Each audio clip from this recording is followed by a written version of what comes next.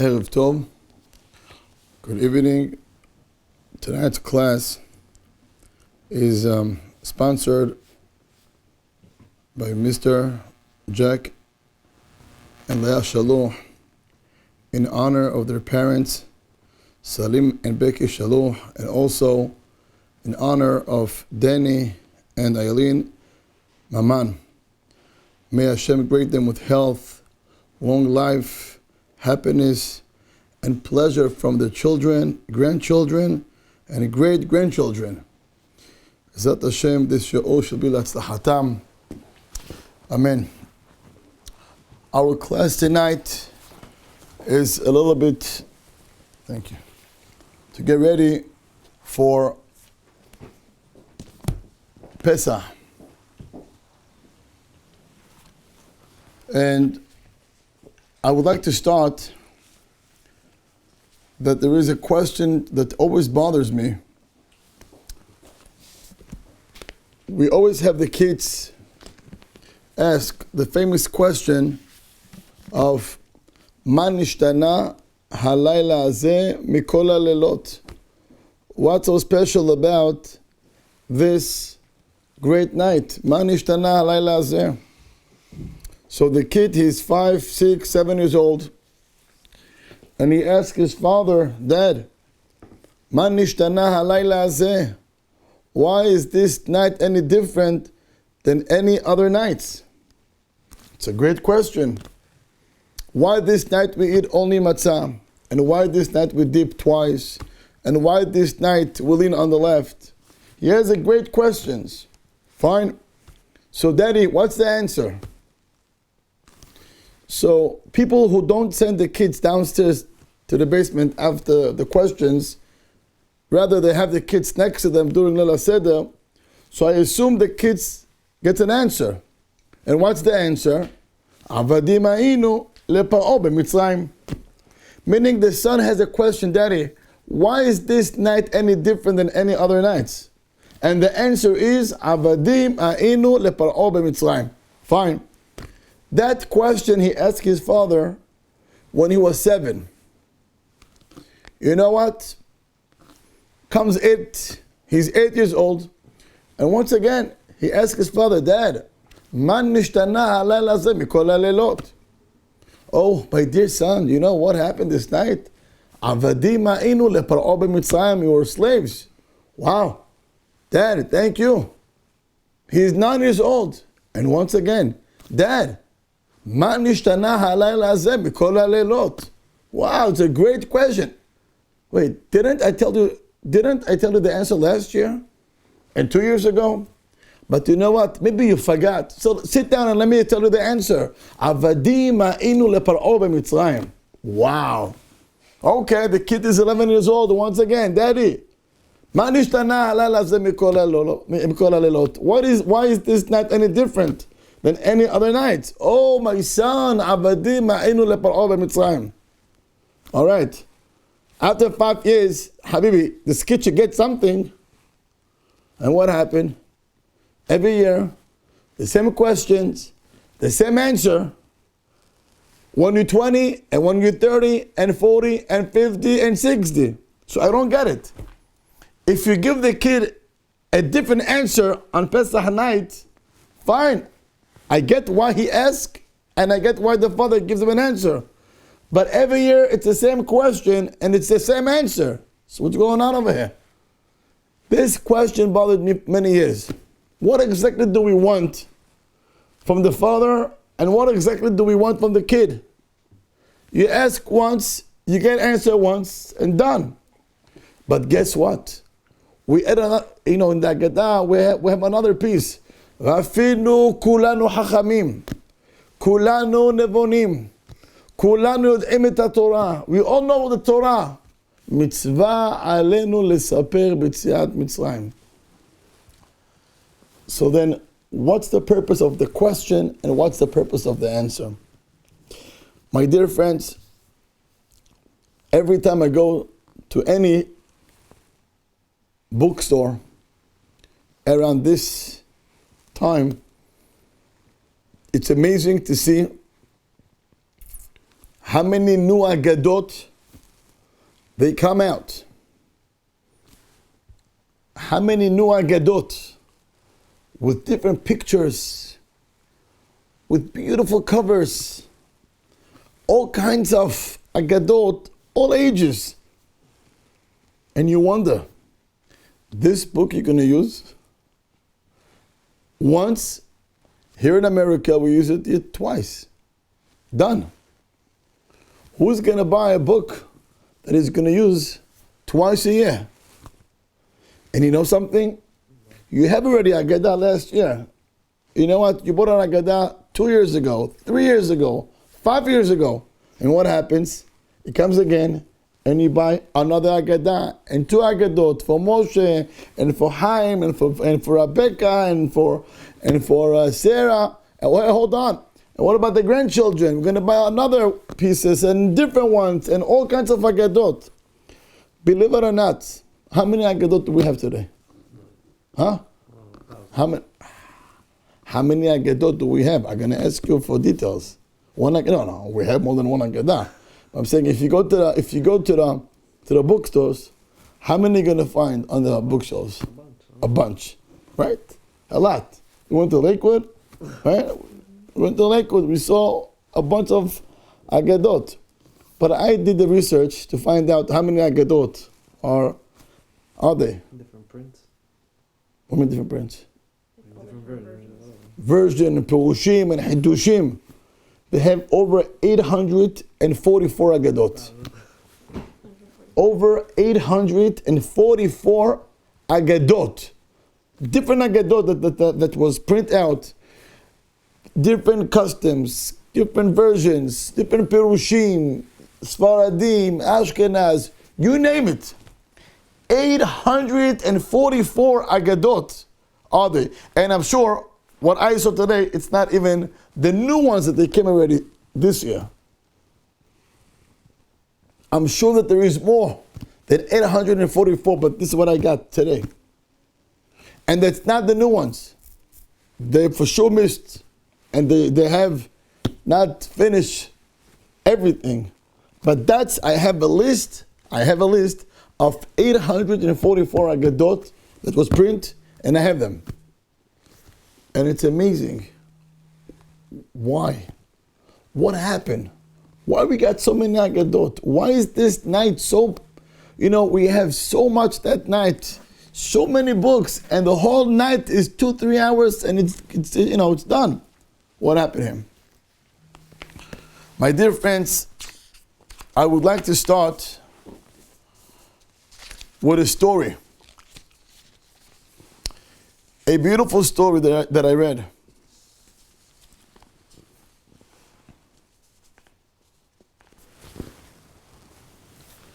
A rabbi came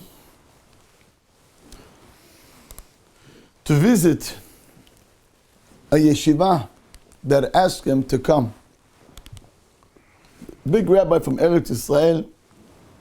He came here to America, and they asked him, Rabbi, can you please come to this yeshiva? And he came. When he came to the yeshiva, so he was told that one of the rabbis in this school, he changed the whole class to something very special. So he asked, what was it? So they told him that the kids in his class, they all of a sudden they respect the parents in a very special way. So he wondered what happened. So he asked, who's the rabbi? And he met him. And he told him that I heard that your class, they have a special way how they respect their parents. Can you just tell me what was the secret? So he said Simple. One day, I came to the class and I asked the boys in the class,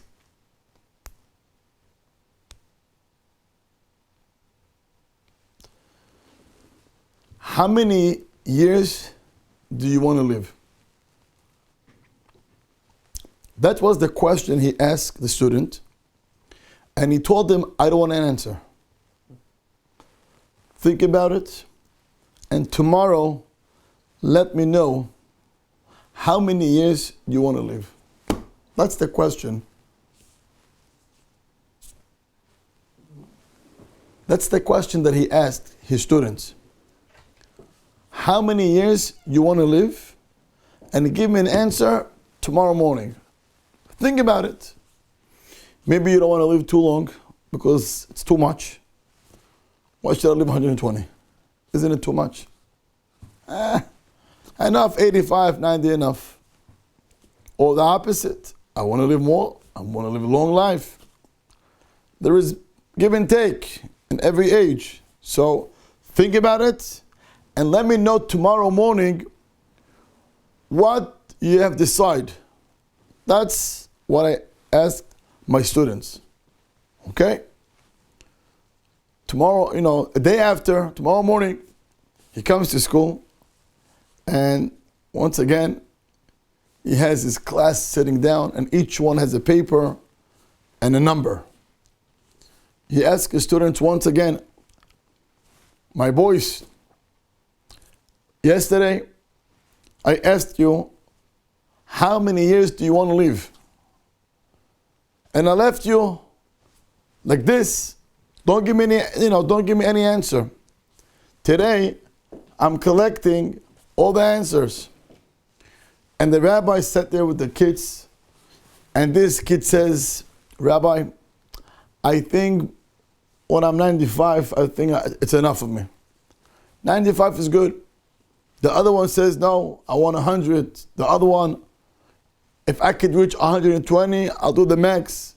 Each one give him a number that most of the kids has to live long life. Long life. So the rabbi goes ahead and he tells the students, I have a very simple advice for you guys.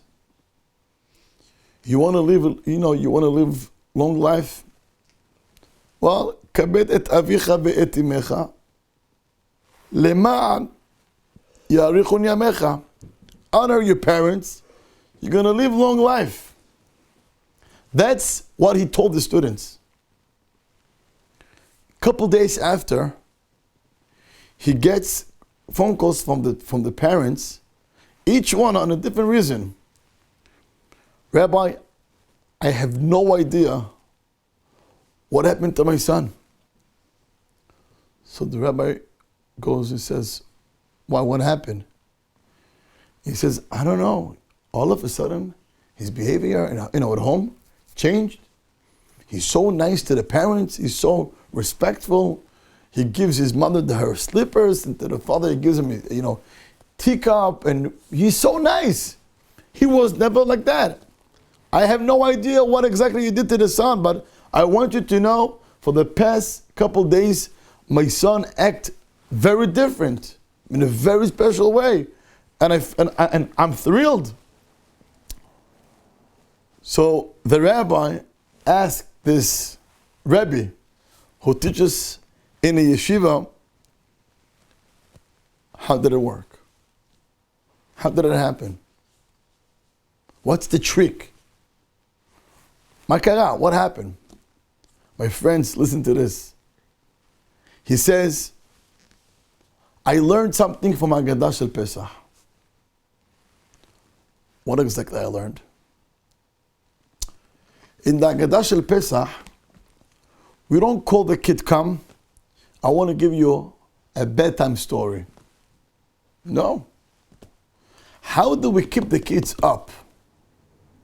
How do we keep the kids up? So yes, you're going to say the candies, and you're going to say, we're going to hide the afikoman, whoever's going to find the afikoman is going to get a prize. It's all beautiful. if you look in the Haggadah Shel Pesach, our Chachamim, they establish Mikan haben shoel. The kid has to ask his father a question. Why? And the father has to give him an answer. Why? So the Rebbe says to the rabbi, I assume if Hachamim, if our rabbis tell us, have the kid to ask a question and have the father to give an answer, that's the best way to get the kid not only to focus, but to get him in the avirah of the Haggadah Shel Pesach. And from there I learned, if I want to give a message to my students, to my talmidim in class, there is two ways how to keep them and have them to respect their parents. It's either you say, boys, we have a mitzvah in the Torah, kabed et avicha v'et imecha, and honor your parents. And guess what? The reward is you're going to live a long life. That's one way. It's going to work. Maybe yes, maybe not. Maybe 50%, maybe 60%. That's one way. But then there is a different way. And that's the Haggadah Shel Pesach. What is that way? And that way it's going to work 100%. Ask a question and leave them like this overnight. Tish'al she'ela and don't give an answer. Ask the kid a question and leave him like this. Let him think. Let him go to bed and think, how many years do I want to live? And why do I want to live long life? What's the purpose? What they're going to think overnight, and the next day they're going to come to school, and the Rebbe is going to ask, how many years do you want to live? And he's going to say 120. And why? Because I want to enjoy life. I want to live a long life. Meaning he has already his question for the past 12 hours in his head. How many years do I want to live and why? Guess what? You want to live a long life? You want to live, it's because you want to have a long life? Well, there is a simple mitzvah. Honor your parents. Now, after I gave him the question and the kid gave me an answer, it's a very easy way to get to the kid and tell him, you want to live a long life? That's your answer, correct? Well, let me tell you that. Honor your parents. Whoa. For 12 hours, I'm thinking, why do I want to live a long life? And here my Rebbe gives me a tip. Simple. Honor your parents. When you have a question and you get an answer and you have the kid to think about it, he's going to do it in a much better way, in a faster way. And that's exactly what happened here. On Pesach night, we have the kid ask the father a question. Boy, for the past 2 weeks, he hears the same question in school and it's the same tune, and we teach them every year, whether it's first grade and second and third and fourth. And he comes home and he knows that he's ready for the question. And here is our mission, here is our job when it comes to Pesach night. You ask around people, what is Pesach means for you? What is Pesach for you? What is Pesach? When you speak to people, ask, מה זה Pesach בשבילך? What is Pesach for you? So, we work very hard. We work very hard. Pesach for us, we gotta work so hard. For some, Pesach, we go to Florida, we go to other places, we go to a hotel. For some, Pesach, we gain weight. We gain weight. Ask the ladies, what happens after Pesach? We all have to go to the gym. We got to lose weight. What happened? We gain weight. We ate so many matzot, so much. You're going to get many answers from people what is Pesach means for them, to them. I want to give tonight,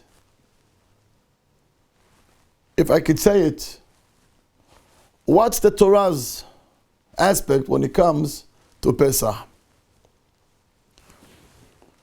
ברוך אתה אדוני אלוהינו מלך העולם שהכל נהיה בדורום.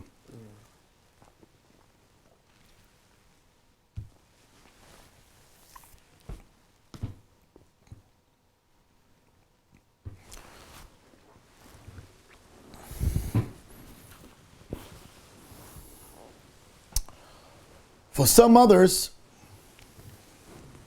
Pesach, it's time to clean the house. What does it mean to clean the house? Well, the whole year I'm busy. I have no time to clean the house. So it's opportunity, it's opportunity to clean the house and get the garbage out of the house and get a new couches and get a new beds and maybe get something new for Pesach. So it's time to clean the house. That's one way.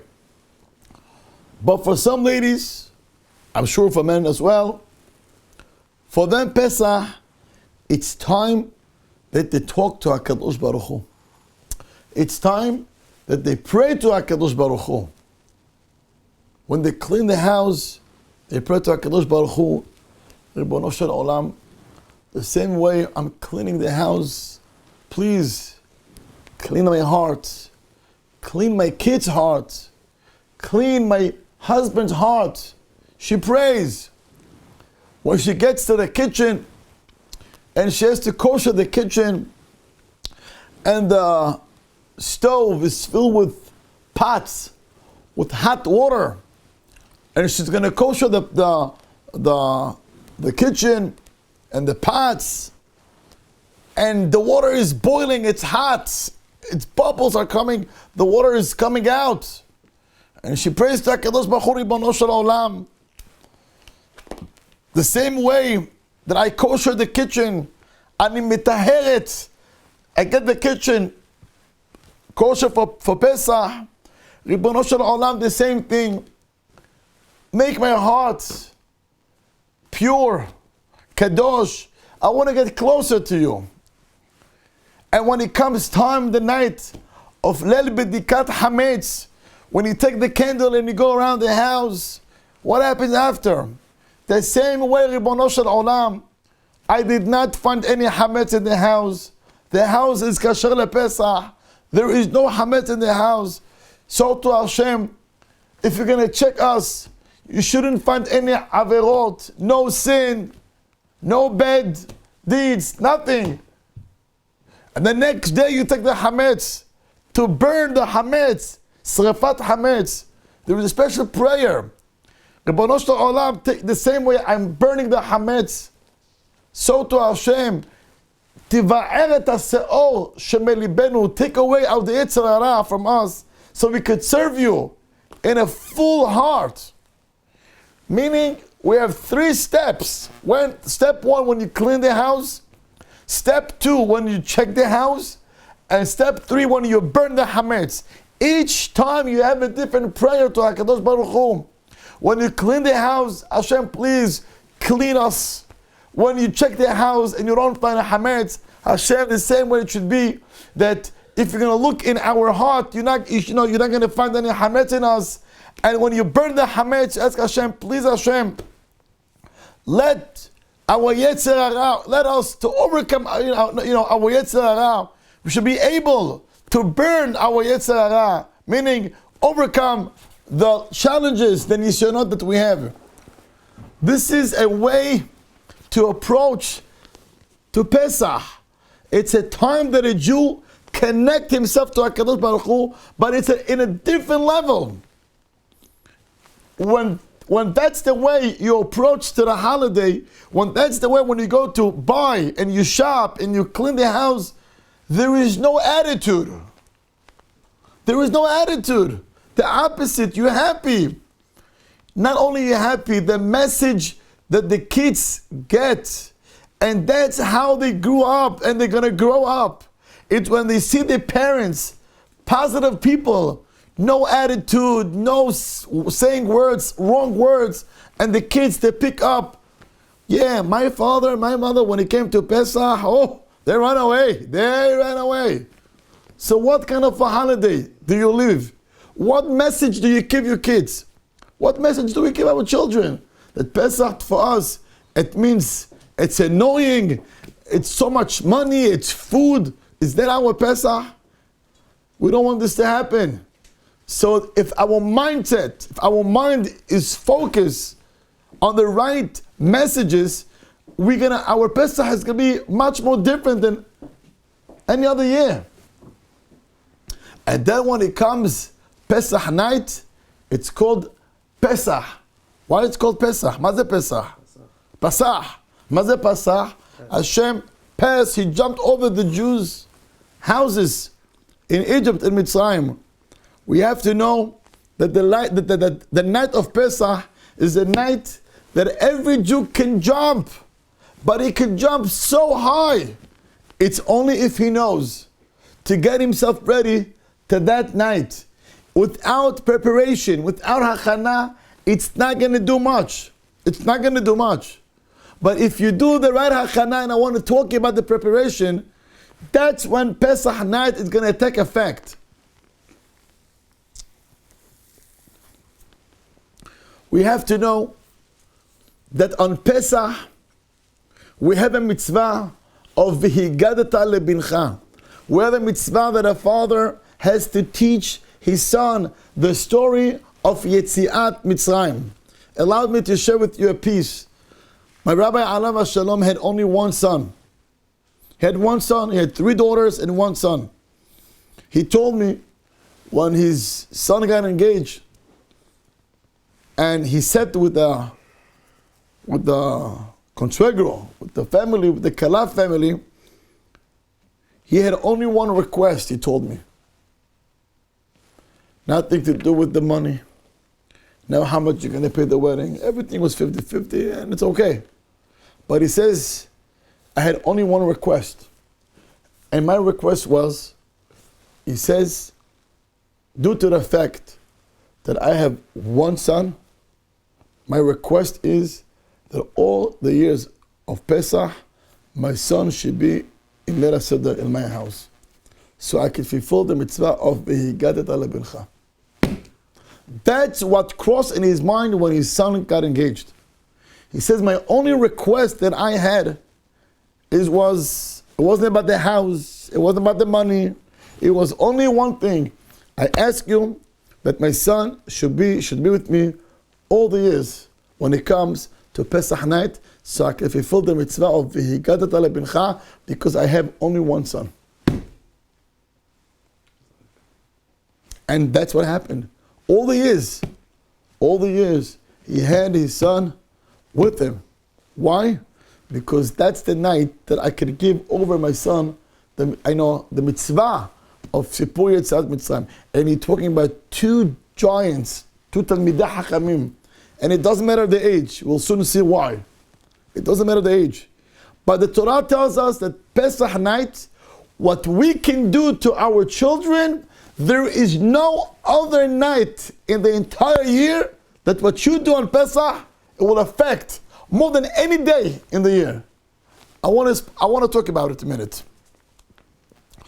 Why is Pesach night so special that we have 3 generations sitting together around one table? And you know something?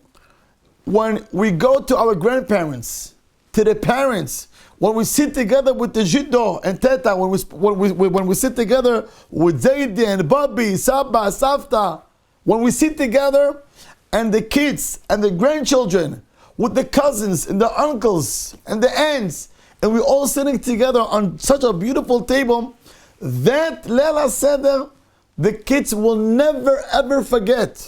Ask any kid, ask any adult, whatever age, 70, 80, 90, what is Pesach means for you? And they're all going to tell you, I remember when I was a kid, we went to our grandfather, we were sitting together, and I remember my grandfather kept us up, and he gave us gifts, and he gave us candies, and we had beautiful Leah Seder. That's what those kids will remember. The way we're going to run our table, the way we're going to run our Seder, that's what's going to run, that's what will happen to them for the rest of their life. And they will pick up every piece that you're going to give on Pesach night. But we have to know that on Pesach night, we don't talk to the kids, we talk to their soul. Once again, my friends, on Pesach night, the father does not talk to the kid. He talks to his soul, to his neshama. And whatever you're gonna deliver to that soul, that's what's gonna happen the whole year. Whatever message you're gonna deliver to that soul, to the neshama, that's exactly what that neshama is gonna pick up, and it's gonna stay with him for years. Why? Because Pesach night is a powerful night. It's a spiritual night. It's a night that Hashem, not only Hashem talks to us, and we talk to HaKadosh Baruch Hu, but that when we talk to the soul, to the neshama. If you talk to the soul, and it doesn't matter how religious is the kid, and it doesn't matter how close you are to your son or to your daughter, but one thing remember, whatever you do on Pesach night with the kids, with your wife, with the husband, we're dealing with neshamot, with soul, and that's why the power takes us forever. You know how many mitzvot we have on Pesach, that everything in the Torah it says Zecher Litziat Mitzrayim. We have so many mitzvot. We have so many mitzvot that has to do with Zecher Litziat Mitzrayim. Whether is achilat matzah, eating matzah, whether you should not have hametz in your house, whether you have mitzvat tefillin, Zecher Litziat Mitzrayim. We have Shabbat, Kiddush, every holiday, Sukkot, Shavuot, everything Zecher Litziat Mitzrayim. Mitzvat tzitzit, we have Zecher Litziat Mitzrayim. We have Mitzvat Bikurim, Zecher Litziat Mitzrayim. Don't take interest, repeat, Zecher Litziat Mitzrayim. So many mitzvot in the Torah, everything has to do Zecher Litziat Mitzrayim. Why?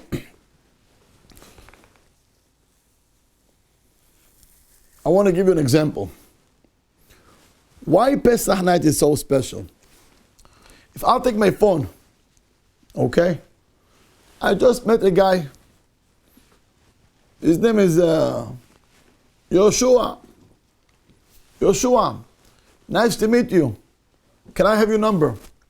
He gives me his number, and I save it in my phone. I have his number in my phone.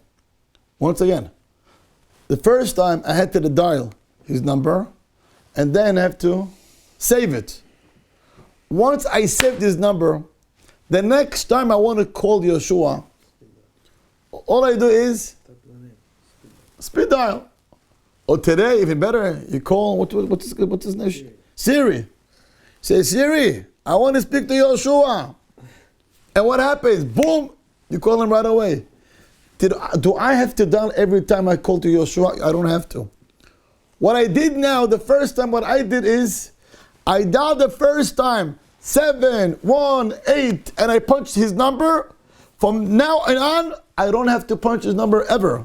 All I do is, Yeshua, boom, dial, and it goes straight to his number, to his cell phone. Our Hachamim tell us, do you know what is Pesach? Pesach night, you got to punch the numbers. We got to do all the mitzvot right way. We got to do 4 cups of wine. We got to have matzot. We got to eat maror. We have to have afikoman. We got to have korech. We got to do the Agadah Shel Pesach. That's, we dial the numbers. 4 cups. And then you have the matzah and the maror. Boom! You have everything done. What happens throughout the year? Zecher Litziat Mitzrayim. Boom! That time when you say Zecher Litziat Mitzrayim, it tracks you back to the Leila Pesach. And whatever you picked on Leila Pesach, that's the spiritual you're going to get every time you're going to mention Zecher Litziat Mitzrayim. What Pesach does, it will affect you the whole year. Because on Pesach night you're going to punch the numbers, and every time you're going to say Zecher Litziat Mitzrayim, that's what's going to happen every time throughout the year. And I want to share a beautiful story that I read by Rabbi Shimshon Pinkus. He says a story about his daughter. Rabbi Pinkus, alav shalom,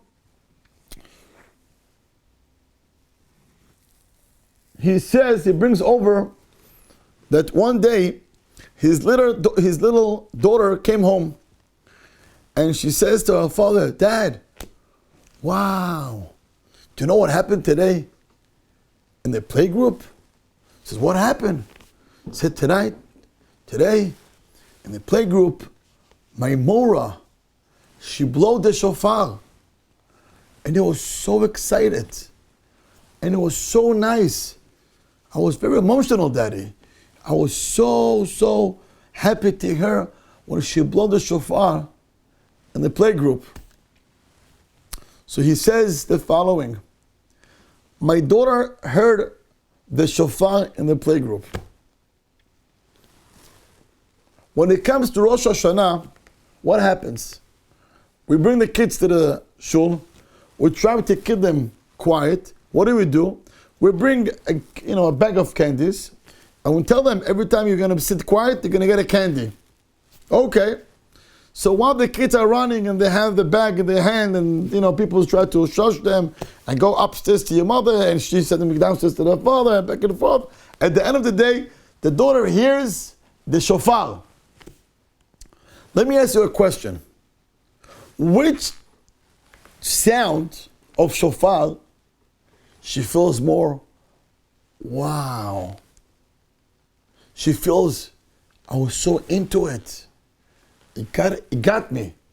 The one in the playgroup, open the window. Open the window, yeah. Oh, it's okay. Which one is going to affect her?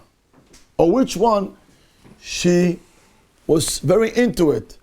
The one she heard in the school, in the playgroup, when all the kids were quiet, and the Mora took the shofar, and she blew the shofar, or the one in the shul when the kids were running away, and we tried to keep them quiet with a bag of candies. Which one the girl, was very into?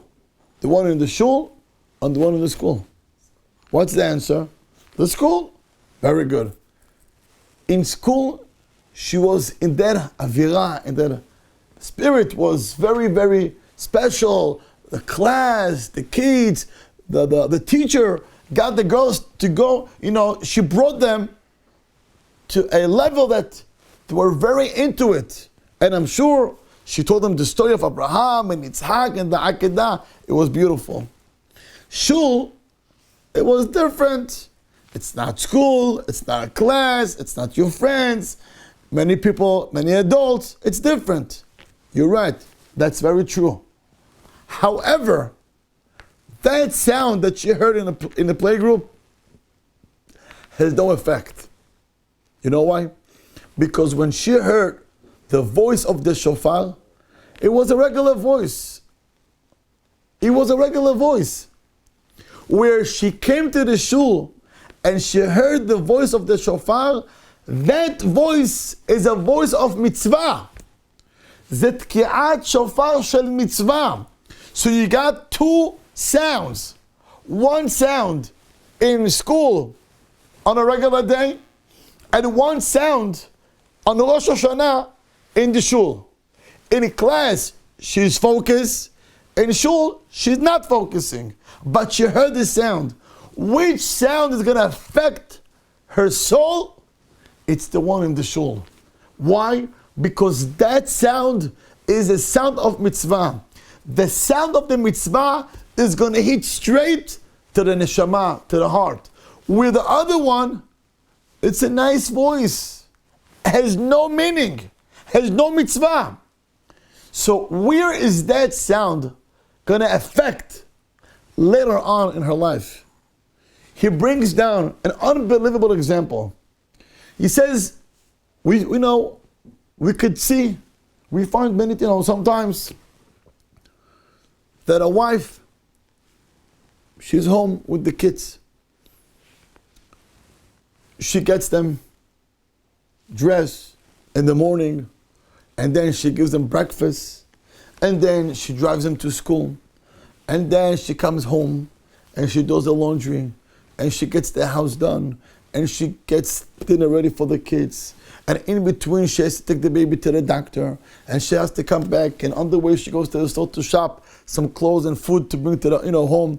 And by now, it's already 4 o'clock and she has to go bring the kids. And she brings the kids from school or the bus drops them and she has to go pick them from the corner. She brings them home. And while the kids are playing in the house, all of a sudden one kid comes, you find yourself that the bathroom is full with water. Why? Because the kids were playing in the water and the other one kid opened the sink and he had a lot of fun. And the mother says, what are you doing? What are you doing? And between that kid and the other kid, it's already almost 5 o'clock, 5:30. Soon the husband is coming from work. So she runs to clean the bathroom. And after she cleans the bathroom, the kid is crying and the baby is crying. She runs, she feeds the baby. She runs to the kitchen. She opens the fridge. She throws some chicken, she makes a soup, and she makes a dinner, and something, she creates a dinner, and by now the husband comes home, and he's dead hungry. After he had such a crazy day, after she had a crazy day, and she was up since morning, and she did not have an easy day. She had a very hard day, tough time. The husband comes home, and he goes to the kitchen, and he opens to see, is there anything for dinner? And he says, the soup. And he tells his wife, is that for dinner? Are you serious? Nothing better than the soup, that's it? A normal lady would crash. A normal lady would cry. A normal lady would open her mouth. You could go to the restaurant, you could buy and just bring whatever you want. Or a smart lady would tell him, go ahead and cook, if you have anything you want to say here. But where do you find, and there is a Jewish mother, that her husband says, he says such a line, and she keeps her mouth shut, and she doesn't say a word. From where is the koah for a mother, for a wife, after such a hard day that she had with the kids and the shopping and the whole mess, and mamash at the last 30 minutes she ran to do dinner for the kids and for the husband, he comes home with an attitude. Is that for dinner? You have nothing else what to do? Or you don't have a different dinner? That's the dinner? And she keeps her mouth shut. Me'efo hakoach? From where does she get this strength not to blow on him, or to get angry, or to shut down, or to yell, or to create a whole war in the house? From where does she get the power to sit there and to keep her mouth shut? The answer is, Omer by Pinkus, it might be when she was 5 years old, and she was upstairs, and she heard the sound of the shofar. That sound of the shofar, it got to her soul, to her neshama, and it's there for more than 20 years.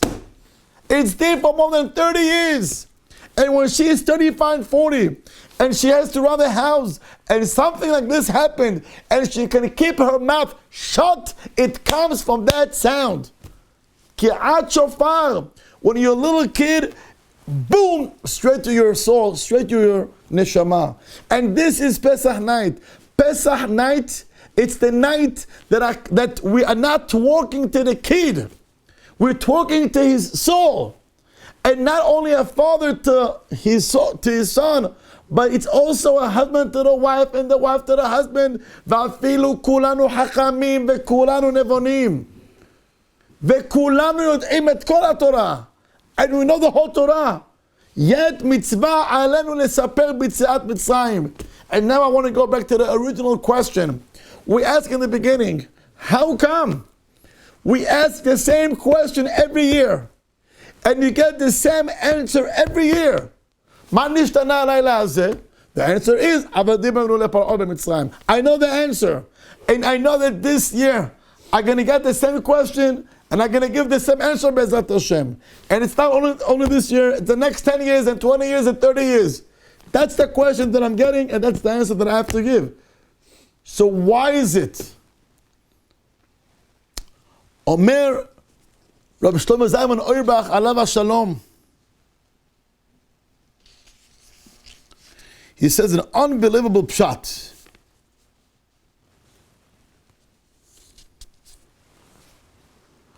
He says,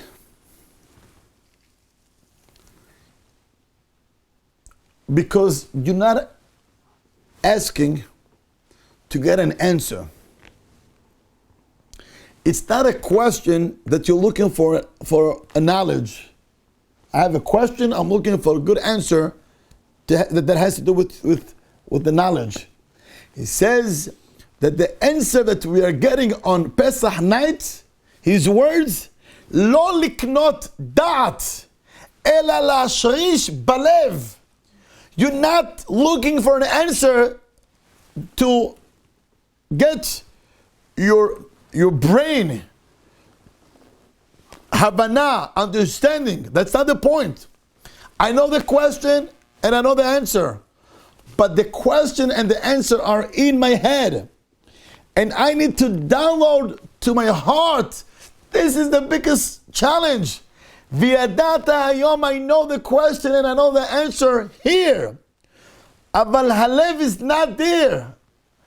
And that's the question and the answer that we're trying to focus every year. It's to get to the heart. Lahashrish et ze balev, to open roots, new roots in my heart. So my emunah will be in a different level. There is a different level of emunah. My emunah this year is not like last year. And 2 years ago is not like 5 years ago. My emunah this year has to be a different level of emunah. How do I gain my emunah? How do I gain so I can feel my emunah? That's Pesach night when you sit down with, around the table with the kids and you ask the same question and you get the same answer, and I know the answer, but the answer is here. I want to download the answer to my heart to feel it, not to know it. I want to feel it. When you feel the faith at the Hayim HaKadosh Baruch Hu, you're living around HaKadosh Baruch Hu the whole year. It's a different Yirat Shamayim. It's a different level of Yirat Shamayim. And if you have a question, really? That's how it does? That's how special and that's how powerful is that night? How is it possible? It sounds too much.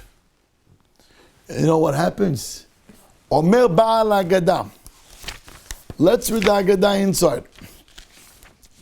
After we say this, וכל המרבה לספר מצעד מצרים, הרי זה משובח. What's the next paragraph in the Haggadah shel Pesach? What's the next thing? Do you know? Huh? What's the next line? אחרי שאנחנו אומרים, אפילו קראנו יודעים את התורה, מצווה עלינו לספר ביציאת מצרים, וכל המרבה לספר ביציאת מצרים, הרי זה משובח. Okay, what's the next line? What's the next paragraph? Huh?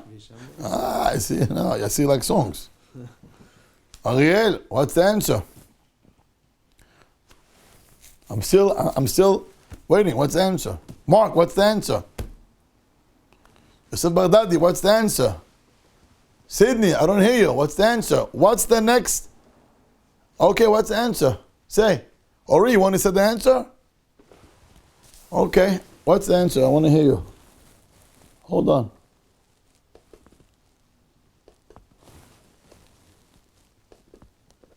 No? Can you pause? Hold on. Hold on. Yes. אמר רבי אליעזר. אמר רבי אליעזר? אמר רבי אליעזר? מה אמר? He made a story.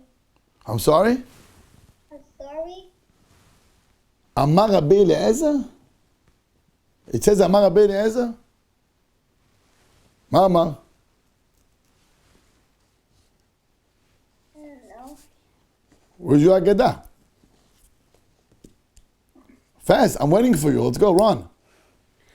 I want to know what happened after... I want to know. מה כתוב בהגדה של פסח? Hezi, do you know? Let me see. Maybe Hezi... מה? Hold on, wait. Hold on. Yes. לא שמעתי, הייתי בנוחיות, שמע, מחילה. Okay, שתי בריא. I ask a simple question. I ask, what's the line in the Haggadah של Pesach after where it says, בכל המרבה לספר ביציאת מצרים, הרי זה משובח. What's the next line? Do you know? I'm gonna have to ask Ori. Yeah, Ori.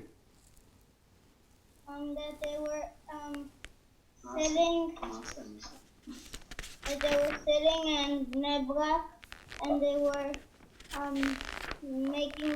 they were telling the story of Yetziat Mitzrayim. That's a good answer. Ephemeral, beautiful. So Ori, good job. He says that the next piece, the next line after בכל המרבה לספר ביציאת מצרים הרי זה משובח, what's the next line?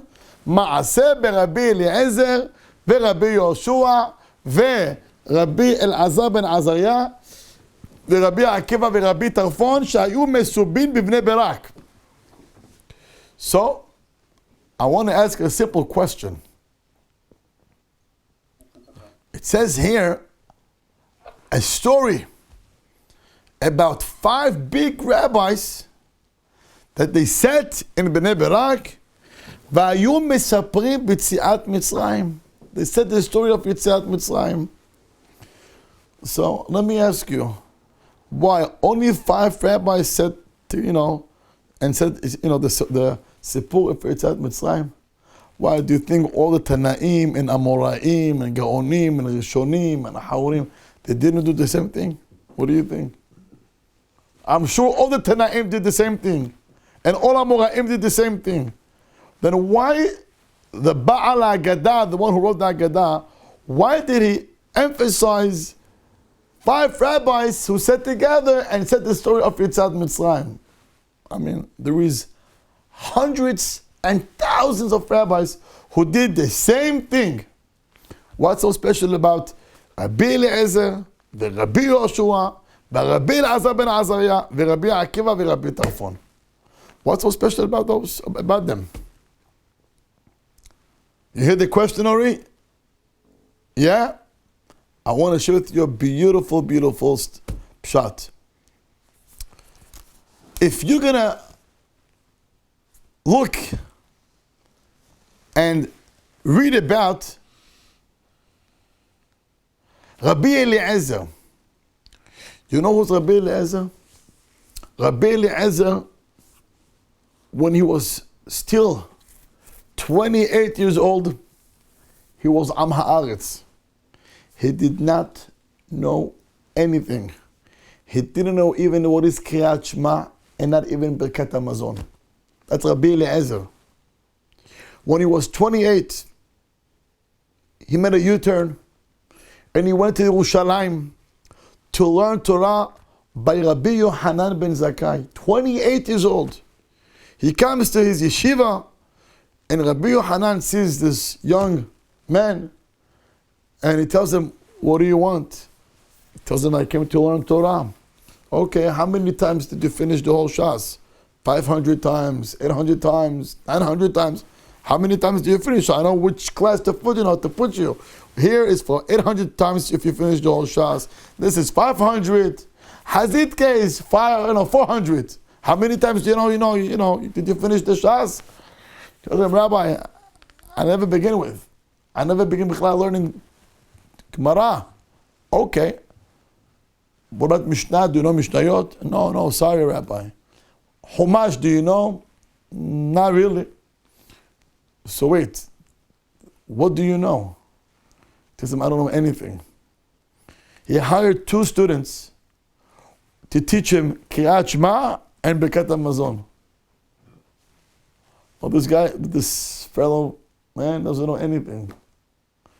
ורבי אליעזר, שהיה עם הארץ, he did not know anything. What happened? He became one of the greatest Tanaim in the world, Rabbi Eliezer HaGadol. Rabbi Eliezer HaGadol, he is Rabbi Akiva's rabbi. That's Rabbi Eliezer. Okay, so Rabbi Eliezer, he went far away. He came from nothing, and look where he ended up. Next, the second rabbi is לנו פה Rabbi Tarfon. Who is Rabbi Tarfon? It says in Masechet Chalouh, in Perek Aleph, Ot Lamed Bet, it says ככה, I want to read from inside. אמרו עליו על רבי טרפון שהיה עשיר גדול. רבי טרפון, he was so rich. הוא היה עשיר גדול. He had trees, פרדסים, vineyards, he had orchard, he had so much money, Rabbi Tarfon. Usually when you have real estate and you have money, you cannot learn, you can't focus.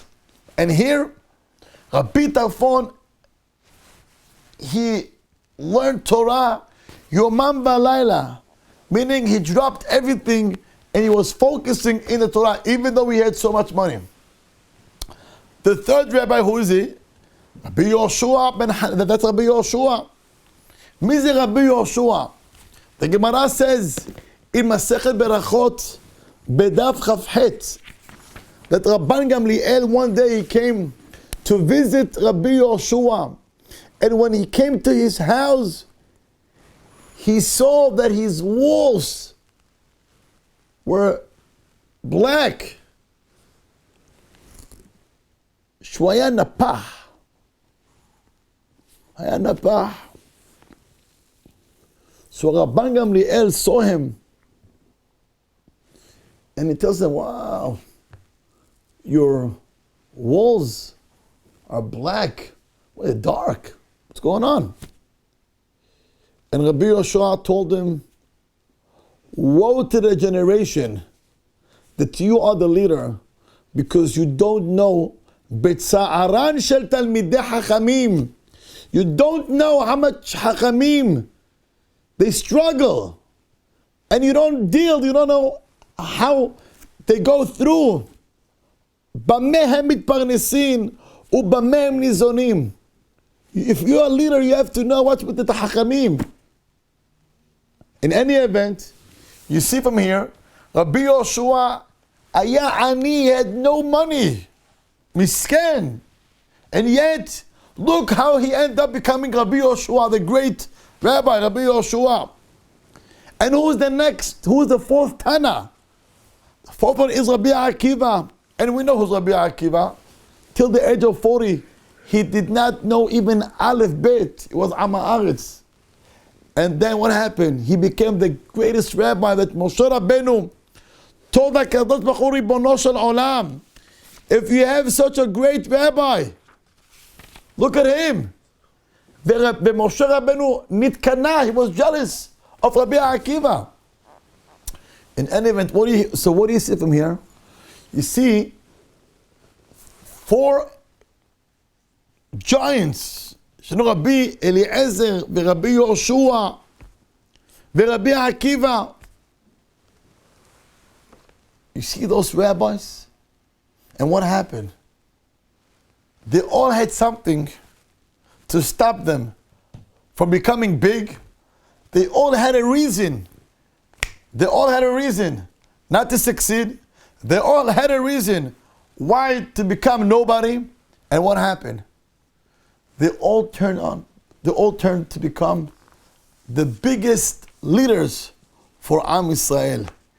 Do you know why? The answer is Ma'aseh Berabbi Eliezer Rabbi Yoshua. Do you know why? It's to teach us that no matter what's your level in religion, it doesn't matter what's your background. If you're going to decide to take yourself to become something, you'll become something. But if you're gonna look at yourself, look at my background. I didn't even finish school. I don't know anything. You're gonna become nothing. But if you'll take yourself and gonna say, I want to become something, sure enough, you become big. Do you know what's the proof? Maaseh. But before the Maaseh, מה כתוב? וכל המרבה לספר ביציאת מצרים הרי זה משובח. The next thing is Maaseh. The Maaseh is the proof to the last piece that we just read in the Haggadah. The story is a connection to the last line that we just read, which is וכל המרבה לספר ביציאת מצרים הרי זה משובח. You have to know that the night of Pesach, it's the night that you're talking to the soul, to the neshama. The night of Pesach is a night that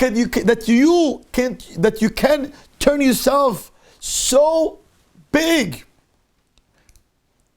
And it's all but for that, you have to want it. You have to want it. And you have to go with this all the way. And look, Haverim Ekarim, how special is Pesach night. We know that Haman, he was planning to kill the Jews. He sent out the letters on Yud Gimel Nisan. And Pesach was 2 nights after. And we know that Mordechai HaTzadik, Ma'u Asa, he cancelled Pesach. And Hazal tell us, why did Mordechai cancel Pesach? You could have the Pesach and have Tehillim and have classes. Or maybe wait after Pesach. Why did Mordechai cancel Pesach? And the answer is because Mordechai knew what Pesach meant to HaKadosh Baruch Hu. Mordechai knew how great is Pesach night. And he knew if I'm going to cancel Pesach, it's going to affect the heavens. It's going to affect the Shamayim. Which means, this is what I'm getting to HaKadosh Baruch Hu.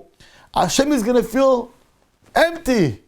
No one does Arba Kosot, no one does Maror, and no Matzah. He's going to ask, why? And when we're going to tell him, Ribono Shel Olam, how can you let Haman kill us? How do you feel now when there is no Pesach around?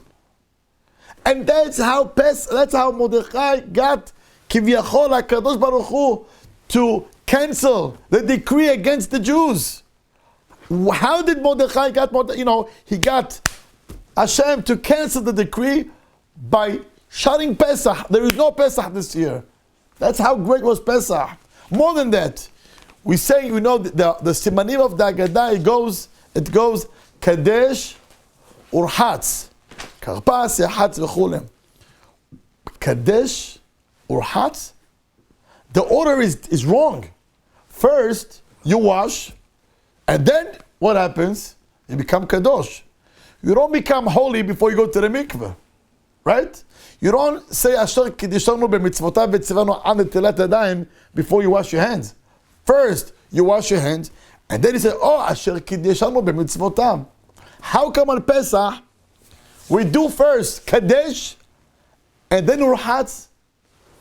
The answer is because this night a person gets holy.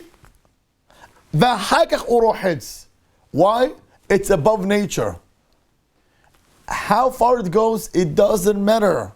It doesn't matter how tameh you are. It doesn't matter how tameh a person is. It doesn't matter how far you're from Torah. You know why? I saw a beautiful pshat. It says, and with this, Be'ezrat Hashem, we're going to finish for tonight.